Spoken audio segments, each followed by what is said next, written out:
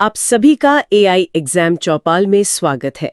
आज हम लोग झारखंड में अंग्रेजों के प्रवेश के कारण तथा उनके प्रवेश के समय की झारखंड के स्थानीय वंशों के विषय में महत्वपूर्ण एवं विस्तृत चर्चा करने वाले हैं, जो आने वाली जेपीएससी प्रीलिम्स और झारखंड में आयोजित होने वाली सभी प्रतियोगी परीक्षाओं के लिए अत्यंत महत्वपूर्ण है। और इसी सिलसिले में आज हम इस डीप डाइव में एक बहुत ही दिलचस्प इतिहास को खंगालने वाले हैं। 1765 का वो साल जब दुनिया की सबसे ताकतवर ब्रिटिश ईस्ट इंडिया कंपनी को बंगाल, बिहार और उड़ीसा का राज मिल गया था। जी बिल्कुल। कागजों पर तो वो अचानक एक बहुत बड़े भूभाग के मालिक बन गए थे। हाँ, कागजों पर, लेकिन असलियत कुछ और ही थी। झारखंड के घने जंगलों, घाटियों और वहां के जो स्वाभिमानी लोग थे ना, उनके बीच अपना असली झंडा गाड़ने में अंग्रेजों को 72 साल लग गए। 72 साल एक बहुत लंबा अरसा होता है ये। बिल्कुल। दुनिया के एक बड़े हिस्से को अपनी मुट्ठी में करने वाले एक विशाल साम्राज्य को झारखंड पर पूरी तरह नियंत्रण पाने में 1837 तक का लंबा समय क्यों लगा, यही आज की हमारी इस चर्चा का मुख्य विषय है। और इस लंबे और काफी जटिल संघर्ष को समझना बहुत आवश्यक है। ये जो इतिहास है ना, ये केवल आधुनिक हथियारों से लैस सेनाओं के आमने सामने टकराने की कहानी नहीं है। तो फिर ये क्या है? ये स्थानीय कूटनीति, दुर्गम भौगोलिक परिस्थितियों और सबसे बढ़कर वहां की जनजातियों के अदम्य साहस का एक बहुत ही उलझा हुआ तानावाना है। और चर्चा में आगे बढ़ने से पहले मैं ये भी स्पष्ट कर दूं कि आज जिन भी ऐतिहासिक घटनाओं या राजाओं विद्रोह का उल्लेख होगा, वे पूरी तरह से उपलब्ध ऐतिहासिक दस्तावेजों पर आधारित हैं। हाँ, ये क्लैरिटी देना बहुत जरूरी है। जी, हमारा उद्देश्य इन तथ्यों का निष्पक्ष रूप से विश्लेषण करना है, न कि किसी विशेष विचारधारा का समर्थन। बिल्कुल सही कहा आपने। इतिहास को उसके अपने वास्तविक स्वरूप में देखना ही सबसे सही तरीका है। तो शुरुआत उसी 1765 के साल से करते हैं, जब अंग्रेजों को दीवानी मिली थी। दीवानी मिलने का मतलब तो यही था कि अब टैक्स वसूलने की चाबी अंग्रेजों के हाथ में आ गई थी। जी, टैक्स कलेक्शन का राइट मिल गया था उन्हें। राइट। लेकिन जिस तिजोरी से मेरा मतलब है, झारखंड से जो टैक्स आना था, उसका ताला खोलना अभी बाकी था। वहां कोई ब्रिटिश प्रशासनिक व्यवस्था थी ही नहीं। कुछ भी नहीं था, एकदम जीरो। तो ऐसे में ये सवाल उठता है कि अंग्रेजों को बंगाल के सुरक्षित और आरामदायक इलाकों को छोड़कर झारखंड के उन बीहड़ जंगलों में घुसने की जरूरत ही क्या पड़ी? वो आराम से दूर से ही राज क्यों नहीं चला रहे थे? इस सवाल का जवाब ना ब्रिटिश साम्राज्य की गहरी रणनीतिक और आर्थिक मजबूरियों में छिपा है। अंग्रेजों के झारखंड प्रवेश के पीछे केवल सत्ता का विस्तार ही नहीं, बल्कि 3 बहुत ही स्पष्ट कारण थे। अच्छा, वो 3 मुख्य कारण क्या थे? पहला कारण था एक सुरक्षित व्यापारिक मार्ग की आवश्यकता। हाँ। अंग्रेज अपने व्यापार को बंगाल से आगे बढ़ाना चाहते थे और उन्हें ऐसे रास्ते की तलाश थी जो क्षेत्रीय राज्यों को आसानी से जोड़ सकें। एक सेफ ट्रेड रूट। बिल्कुल। इसी कारण 1763 में मेजर एडम्स और फिर 1766 में डी ग्लांस के नेतृत्व में इंजीनियरों को झारखंड की घाटियों का नक्शा बनाने और रास्ते तलाशने के लिए भेजा गया था। अच्छा, तो ये तो व्यापार और विस्तार वाली बात हो गई। लेकिन अगर हम दस्तावेज देखें तो ये भी उल्लेख मिलता है कि झारखंड का भूगोल अंग्रेजों के लिए एक बड़ी प्रशासनिक चुनौती बन रहा था। मतलब विद्रोही जमींदारों वाला एक मुद्दा था ना। हाँ, और यही उनका दूसरा सबसे बड़ा कारण था।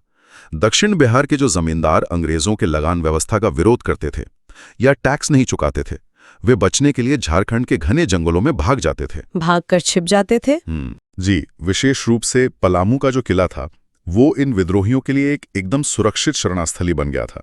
झारखंड की भौगोलिक संरचना ही ऐसी थी कि एक बार कोई इन जंगलों में छिप जाए तो उसे खोजना ब्रिटिश सेना के लिए लगभग असंभव हो जाता था। मतलब अंग्रेजों के लिए इस शरणस्थली को खत्म करना एकदम जरूरी हो गया था, अनिवार्य हो गया था। इसके बिना वो टैक्स वसूल ही नहीं सकते थे। ऐसा लगता है जैसे कोई सुरक्षित तहखाना खुला रह गया हो, जहां से सारे विद्रोही अपनी ताकत वापस बटोर रहे हों। और इस तहखाने को बंद किए बिना बंगाल और बिहार में शांति स्थापित नहीं की जा सकती थी। सही पॉइंट है। और इसके अलावा एक बाहरी खतरा भी तो था। मतलब मराठों का आक्रमण भी उस दौर की राजनीति का एक अहम हिस्सा था, राइट? जी, ये तीसरा और सबसे महत्वपूर्ण सामरिक कारण था। बिहार और बंगाल की जो दक्षिणी पश्चिमी सीमा थी, वो मराठों के लगातार हमलों के खतरे से घिरी हुई थी। और मराठे झारखंड के रास्ते से आते थे। बिल्कुल, मराठा सेना अक्सर पलामू किले से लगे पहाड़ी रास्तों का इस्तेमाल करके ही इन क्षेत्रों में प्रवेश करती थी। तो इन दुर्गम पहाड़ी मार्गों पर अपना कब्जा जमाना अंग्रेजों के लिए कोई विकल्प नहीं बल्कि एक रणनीतिक मजबूरी बन गया था। मजबूरी बन गई थी। अगर वे इन रास्तों को सुरक्षित नहीं करते तो उनका पूरा साम्राज्य हमेशा खतरे में ही रहता। एग्जैक्टली। तो इस बैकग्राउंड को समझने के बाद ये स्पष्ट हो जाता है कि अंग्रेज झारखंड में घुसने के लिए इतने उतावले क्यों थे। लेकिन प्रवेश करना इतना आसान नहीं था, है ना। 1767 में सिंहभूम जिले की ओर से अंग्रेजों का पहला बड़ा अभियान शुरू होता है। जी, सिंहभूम की तरफ से। मिदनापुर से फर्ग्यूसन नाम का एक अंग्रेज अधिकारी अपनी सेना लेकर आगे बढ़ता है। रास्ते में वो झाड़ग्राम और अन्य छोटे राजाओं को डरा धमकाकर अपने अधीन कर लेता है। लेकिन धालभूम पहुंचते ही ये कहानी एक नया मोड़ ले लेती है। धालभूम का जो प्रतिरोध है ना, वो स्वायत्ता बनाम औपनिवेशिक नियंत्रण की पहली बड़ी चिंगारी माना जाता है। पहली बड़ी बगावत। हाँ, जब फर्ग्यूसन ने धालभूम के राजा को अपनी सेना की ताकत का हवाला देते हुए सरेंडर करने यानी अधीनता स्वीकार करने का संदेश भेजा, तो राजा ने बिना किसी हिचकिचाहट के साफ इनकार कर दिया। सीधे मना कर दिया। और इसके बाद युद्ध होना तो तय था। और दस्तावेजों के अनुसार राजा ये युद्ध हार जाता है। लेकिन इसके बाद जो घटना घटती है वो बहुत ही चरम कदम लगता है मुझे। 22 मार्च 1767 को राजा ने घाटशिला स्थित अपने ही शानदार महल में आग लगा दी। जी, अपने ही महल को जला दिया। मतलब अपने ही महल को जला देना, क्या ये सिर्फ हार की हताशा थी या इसके पीछे कोई गहरी रणनीति काम कर रही थी? देखिए, ये इतिहास का एक बहुत ही महत्वपूर्ण क्षण है। महल जलाना केवल हताशा नहीं थी, बल्कि ये स्कॉर्च्ड अर्थ यानी भस्म करो और भागो की एक सोची समझी सैन्य रणनीति थी। अच्छा, ताकि दुश्मन के हाथ कुछ ना लगे। बिल्कुल। राजा ये संदेश देना चाहता था कि ब्रिटिश सेना को इस जमीन पर कोई भी संसाधन आसानी से उपलब्ध नहीं होगा। ये ब्रिटिश सत्ता को एक खुला और कड़ा संदेश था कि जमीन छीनी जा सकती है, लेकिन स्वाभिमान नहीं। वाह। इसके बाद राजा को बंदी बना लिया गया और अंग्रेजों ने उसके भतीजे जगन्नाथ धवलदेव, जिन्हें जगन्नाथ धाल भी कहा जाता है, उन्हें 5,500 रुपए के सालाना कर पर नया राजा नियुक्त कर दिया। अंग्रेजों की रणनीति बहुत पुरानी थी कि किसी अपने ही व्यक्ति को गद्दी पर बैठा दो ताकि नियंत्रण बना रहे। जी, पपेट किंग बना दो। हाँ, पपेट किंग। लेकिन जगन्नाथ धाल के मामले में उनका ये दांव पूरी तरह से उल्टा पड़ गया। उसी भतीजे ने, जिसे अंग्रेजों ने गद्दी पर बैठाया था, एक भयंकर विद्रोह कर दिया, जिसे इतिहास में धाल विद्रोह के नाम से जाना जाता है। और ये विद्रोह अंग्रेजों के लिए एक बुरे सपने जैसा साबित हुआ। जगन्नाथ धाल ने पारंपरिक युद्ध के बजाय छापामार शैली अपनाई। Guerrilla warfare. जी, गुरिल्ला वॉरफेयर। झारखंड के जंगलों का चप्पा चप्पा उनकी सेना पहचानती थी। लेफ्टिनेंट रूक और कैप्टन मॉर्गन जैसे अनुभवी अंग्रेज अधिकारियों को इस विद्रोह को कुचलने में भारी नुकसान उठाना पड़ा। और फिर स्थिति इतनी बेकाबू हो गई कि अंग्रेजों को जगन्नाथ धाल को हटाकर एक और नए व्यक्ति नीमू धाल को राजा बनाना पड़ा। नीमू धाल को? हाँ। लेकिन जगन्नाथ धाल और उनके समर्थकों ने हार नहीं मानी और वे लगातार जंगलों से हमले करते रहे। और इस छापामार युद्ध का परिणाम ये हुआ कि जो ब्रिटिश ईस्ट इंडिया कंपनी बड़े बड़े साम्राज्यों को कुछ ही दिनों में घुटनों पर ला देती थी, उसे धालभूम के जंगलों में 1 दशक तक संघर्ष करना पड़ा। पूरे 10 साल। 1777 में अंग्रेजों को हार माननी पड़ी और शांति स्थापित करने के लिए उसी विद्रोही जगन्नाथ धाल को वापस राजा स्वीकार करना पड़ा। बाद में 1800 ईस्वी में जाकर उनका सालाना कर 4,267 रुपए स्थायी रूप से तय किया गया। जी। ये घटना दिखाती है कि स्थानीय समर्थन और भौगोलिक ज्ञान के सामने एक विशाल सेना भी बेबस हो सकती है। ये एक बहुत ही सटीक विश्लेषण है आपका। धालभूम की घटना उन लोगों की कहानी है जिन्होंने सीधे हथियार उठाए। लेकिन जब हम इतिहास का गहराई से अध्ययन करते हैं तो पता चलता है कि हर राजा या रियासत ने ये रास्ता नहीं चुना। हाँ, सबने बगावत नहीं की। बिल्कुल। अपनी सत्ता और जमीन को बचाने का एक दूसरा तरीका भी होता है, समझौता और अवसरवाद। और यही हमें पोराहाट और सरायकिला खरसावां रियासतों के राजनीतिक रुख में देखने को मिलता है। ये एक बहुत ही दिलचस्प कॉन्ट्रास्ट है, मतलब विरोधाभास है। 1767 में जब एक तरफ धालभूम धूं-धूं कर जल रहा था, स्वतंत्रता की लड़ाई लड़ी जा रही थी, ठीक उसी समय पोराहाट के राजा जगन्नाथ सिंह अपने चचेरे भाई शिवनाथ सिंह के खिलाफ आंतरिक कलह में उलझे हुए थे और अंग्रेजों से सैन्य मदद मांग रहे थे। हाँ, शुरुआत में तो अंग्रेजों ने पोराहाट के राजा की इस गुहार पर कोई खास ध्यान नहीं दिया, लेकिन कूटनीति में आर्थिक हित हमेशा सबसे ऊपर होते हैं। पैसों का मामला। पैसों का मामला। 1773 में अर्थशास्त्र ने अपना खेल दिखाया। अंग्रेजों के पास नमक के व्यापार का एकाधिकार था, जिससे उन्हें भारी राजस्व मिलता था। उन्हें गुप्त सूचना मिली कि मिदनापुर के नमक व्यापारी कंपनी से महंगा नमक खरीदने के बजाय चोरी छिपे उड़ीसा से सस्ता नमक ले रहे हैं। ओहो। और इस अवैध व्यापार के रास्ते को सुरक्षित करने में पोरहाट का राजा उनकी मदद कर रहा था। अच्छा, तो जब मामला सीधे कंपनी के खजाने और मुनाफे पर चोट करने लगा, तब अंग्रेजों को पोरहाट की अहमियत समझ में आई। राजस्व के इस भारी नुकसान ने ब्रिटिश अधिकारियों को तुरंत हरकत में ला दिया होगा। ठीक ऐसा ही हुआ। और इसके अलावा 1818 के तृतीय आंग्लो मराठा युद्ध के बाद भू राजनीतिक परिस्थितियां भी काफी बदल गईं। अंग्रेजों को अपनी सेना और व्यापार के लिए संबलपुर और बंगाल के बीच एक सीधी और सुरक्षित सड़क की आवश्यकता थी, जो सिंहभूम से होकर गुजरती थी। तो दोनों तरफ से जरूरत थी। जी। इन दोनों कारणों, नमक व्यापार और सामरिक मार्ग के चलते, अंततः 1820 में कैप्टन रसेल ने पोरहाट के तत्कालीन राजा घनश्याम सिंह के साथ एक संधि कर ली। और आपको जानकर हैरानी होगी कि ये संधि मात्र 101 रुपए के सालाना कर पर हुई थी। सिर्फ 101 रुपए?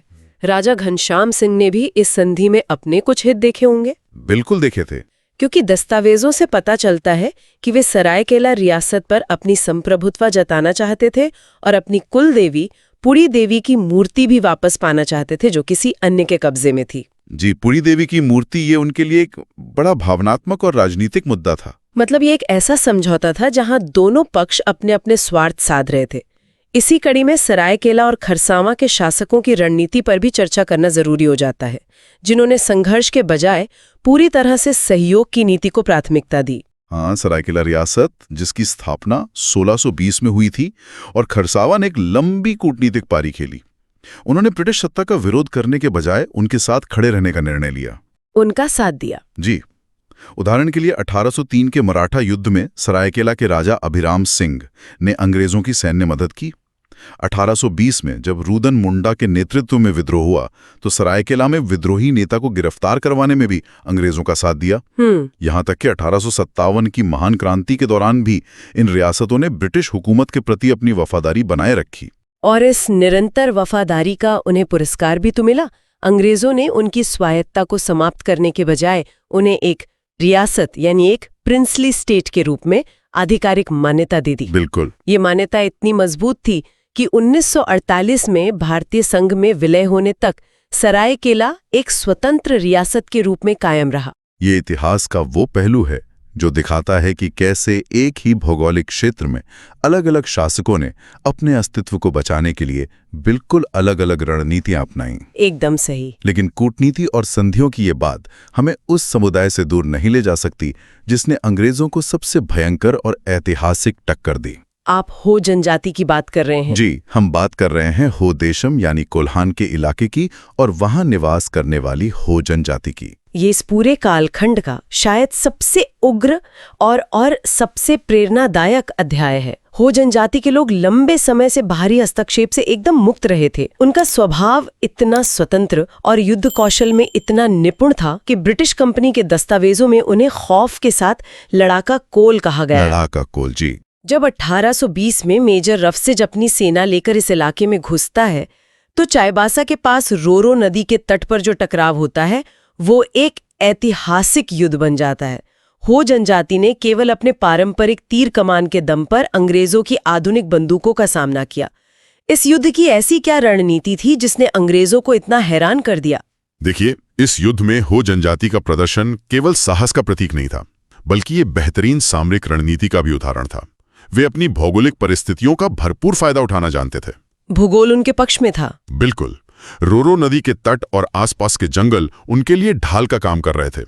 उन्होंने छापामार युद्ध की तकनीक का इस्तेमाल किया, जहां वे अचानक जंगलों से निकलते, तीरों की बौछार करते और ब्रिटिश सैनिकों के संभलने से पहले ही वापस जंगलों में विलीन हो जाते। वाओ, ये तो बहुत ही इम्प्रेसिव है। अवस्था में किसी भी दिक्कू यानी बाहरी व्यक्ति का हस्तक्षेप बिल्कुल बर्दाश्त नहीं करता था। ये वैचारिक दृढ़ता ही उनकी सबसे बड़ी ताकत थी। दिक्कू मतलब कोई भी आउटसाइडर, लेकिन अंग्रेजों की सैन्य शक्ति अंततः भारी पड़ने लगी थी। दस्तावेजों के अनुसार 1821 में कर्नल रिचर्ड्स को एक बहुत बड़ी सेना लेकर आना पड़ा। जी, भारी फोर्स बुलानी पड़ी थी। इसके बाद हो समुदाय को एक संधि के लिए बाध्य होना पड़ा, जिसमें कर देना और अपने क्षेत्र से गुजरने वाली सड़कों को सुरक्षित रखने जैसी शर्तें शामिल थीं। तो क्या ये मान लिया जाए कि एक कागजी संधि से लड़ाका कुल शांत हो गए थे? इतिहास इस बात का गवाह है कि ये शांति बहुत ही अल्पकालिक थी, बहुत कम समय के लिए। जनजातीय समुदायों के लिए कागजी संधियां उनके प्राकृतिक अधिकारों से बढ़कर नहीं थी। जमीन से उनका जुड़ाव बहुत गहरा था। जी, जब 1831-32 का प्रसिद्ध कोल विद्रोह हुआ तो हो जनजाति फिर से अपने पूरे वेग के साथ हथियार उठाकर उठ खड़ी हुई। इस बार का विद्रोह इतना तीव्र था कि ब्रिटिश प्रशासन की जड़ें हिल गईं। और इस लगातार चलने वाले खूनी संघर्ष से अंग्रेजों को यह स्पष्ट हो गया था कि इस क्षेत्र को डरा धमकाकर या ताकत के बल पर सीधे तौर पर नहीं चलाया जा सकता। यहीं से उनकी प्रशासनिक रणनीति में एक बड़ा बदलाव देखने को मिलता है। और यही वो मोड़ है जहां 1837 में कैप्टन विल्किंसन ने एक नई और विशेष व्यवस्था लागू की। उन्होंने पोरहाट, सरायकेला और मयूरभंज के कुछ अशांत हिस्सों को मिलाकर एक पूरी तरह से नई प्रशासनिक इकाई का गठन किया, जिसे कोल्हान का नाम दिया गया। बिल्कुल। और इसका मुख्यालय चाईबासा में स्थापित किया गया। अंग्रेजों ने समझ लिया था कि इन जनजातियों पर सामान्य कानून थोपे नहीं जा सकते। हाँ, इसलिए विल्किंसन रूल। जी, इसलिए विल्किंसन रूल के तहत उन्हें उनके पारंपरिक प्रशासन और न्याय व्यवस्था के साथ जीने की कुछ स्वायत्तता दी गई। ये एक प्रकार से ब्रिटिश साम्राज्य का अप्रत्यक्ष समर्पण ही था। ये वास्तव में एक अभूतपूर्व घटना थी कि एक ताकतवर साम्राज्य को अपनी शासन प्रणाली को स्थानीय जनजातियों के अनुसार बदलना पड़ा। एक तरफ हो जनजाति अपनी जमीन के लिए अदम्य साहस का परिचय दे रही थी, वहीं उसी दौरान पलामू, छोटा नागपुर और हजारीबाग के क्षेत्रों में राजनीतिक समीकरण बिल्कुल अलग दिशा में काम कर रहे थे। हाँ, इन क्षेत्रों की कहानी क्षेत्रीय शक्ति संतुलन का एक बेहतरीन उदाहरण है। उदाहरण के तौर पर छोटा नागपुर खास के नागवंशी राजा दर्पनाथ शाह का रुख देखें। उन्होंने क्या किया? उन्होंने धालभूम या कोल्हान की तरह अंग्रेजों से लड़ने का रास्ता नहीं चुना। इसके बजाय 1771 में उन्होंने कैप्टन कैमिक से मुलाकात की और बिना कोई युद्ध लड़े अंग्रेजों की अधीनता स्वीकार कर ली। बिना लड़े ही। ये कदम पहली नजर में कायरतापूर्ण लग सकता है, लेकिन इसके पीछे की क्षेत्रीय राजनीति क्या थी? दर्पनाथ शाह ने इतनी आसानी से 12,000 रुपए सालाना कर देना क्यों स्वीकार कर लिया? क्योंकि दर्पनाथ शाह उस समय दोहरे दबाव में थे। एक ओर तो उन्हें इन्हीं लड़ाका कुलों के निरंतर हमलों का सामना करना पड़ रहा था, जिससे उनके राज्य की शांति भंग हो रही थी। अच्छा। और दूसरी ओर हजारीबाग क्षेत्र के रामगढ़ का राजा मुकुंद सिंह उनका एक बड़ा और पारंपरिक दुश्मन बन चुका था। दर्पनाथ शाह ने यह आकलन किया कि अगर वो अंग्रेजों के साथ समझौता कर लेते हैं तो ब्रिटिश सेना इन दोनों खतरों के खिलाफ उनकी रक्षा के लिए एक ढाल बन जाएगी। ओहो, कूटनीति में दुश्मन के दुश्मन को दोस्त बनाने वाली नीति। एग्जैक्टली, वही नीति। और अंग्रेजों ने इस ढाल बनने की भूमिका को बखूबी निभाया भी। इसी कैप्टन कैमिक ने आगे चलकर पलामू पर भी हमला किया। पलामू में उस समय चेरो राजवंश का शासन था और वहां का आंतरिक कलह चरम पर पहुंच चुका था। जी, चित्रजीत राय और उनके दीवान जयनाथ सिंह ने ब्रिटिश सेना का कड़ा मुकाबला किया था वहां। हाँ, लेकिन आपसी फूट और सैन्य असमानता के कारण 1771 में उन्हें पीछे हटना पड़ा। इसके बाद अंग्रेजों ने अपनी पुरानी नीति अपनाते हुए गोपाल राय को पलामू की गद्दी सौंप दी, जो उनके इशारों पर काम कर सके। लेकिन इस पूरी क्षेत्रीय राजनीति में सबसे अलग और सबसे कड़ा रुख हजारीबाग क्षेत्र के रामगढ़ के राजा मुकुंद सिंह का था। दर्पनाथ शाह के बिल्कुल विपरीत मुकुंद सिंह ने शुरू से लेकर अंत तक ब्रिटिश सत्ता का कड़ा विरोध किया। उन्होंने कैप्टन कैमिक के लिए परिस्थितियां इतनी कठिन बना दी कि ब्रिटिश सेना को भारी संघर्ष करना पड़ा। और मुकुंद सिंह का विरोध केवल सैन्य मैदान तक सीमित नहीं था, वे राजनीतिक रूप से भी अंग्रेजों को खुली चुनौती दे रहे थे। उन्होंने पलामू से निष्कासित राजाओं को अपने यहाँ शरण दी।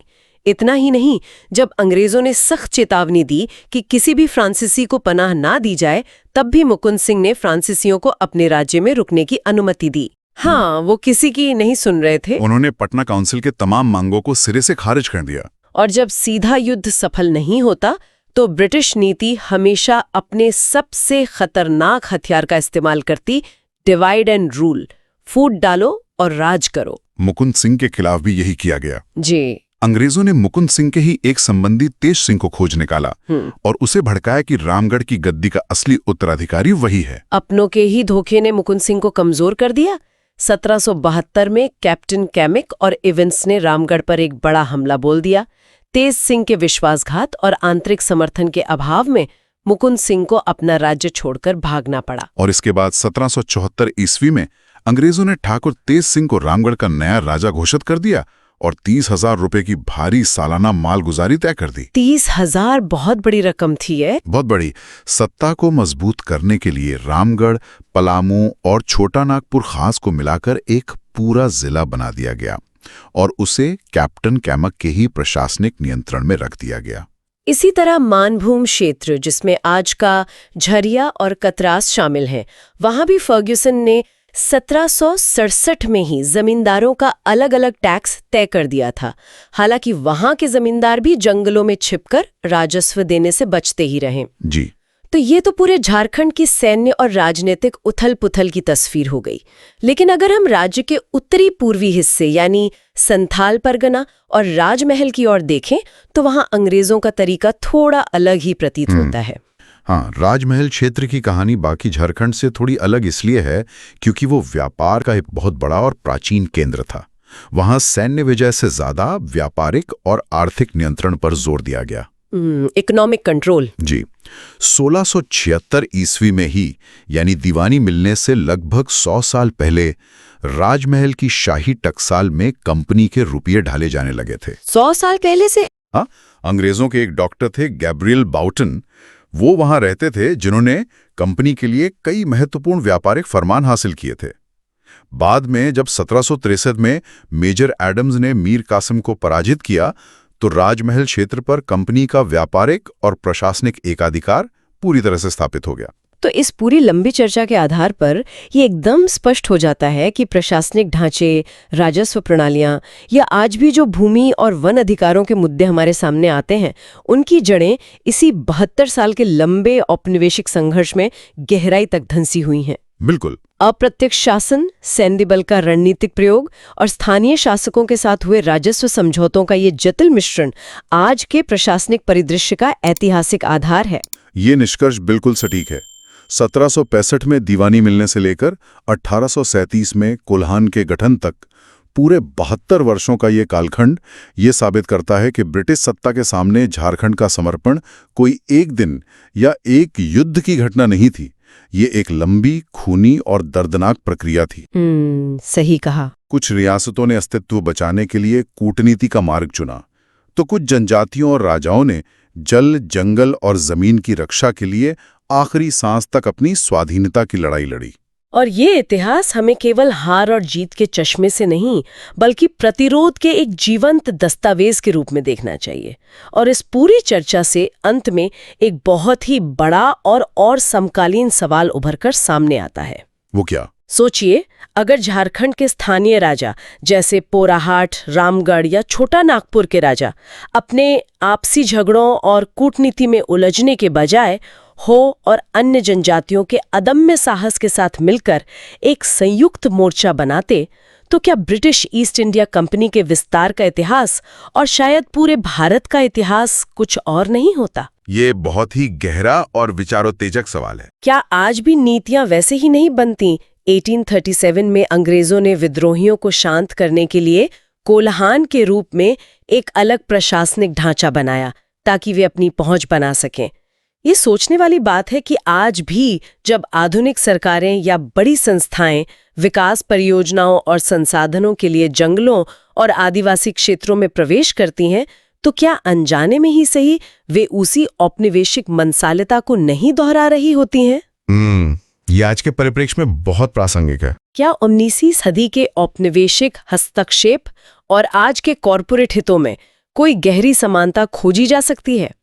यह एक ऐसा विचार है जो इतिहास की इस गुत्थी को सीधे हमारे आज के समाज से जोड़ देता है, और इसी संभावना पर विचार करना इतिहास को देखने का एक नया नजरिया देता है। ऐसी ही ऐतिहासिक परतों को खोलने और समझने की हमारी ये यात्रा आगे भी जारी रहेगी। आज के इस गहरे विश्लेषण में शामिल होने के लिए धन्यवाद।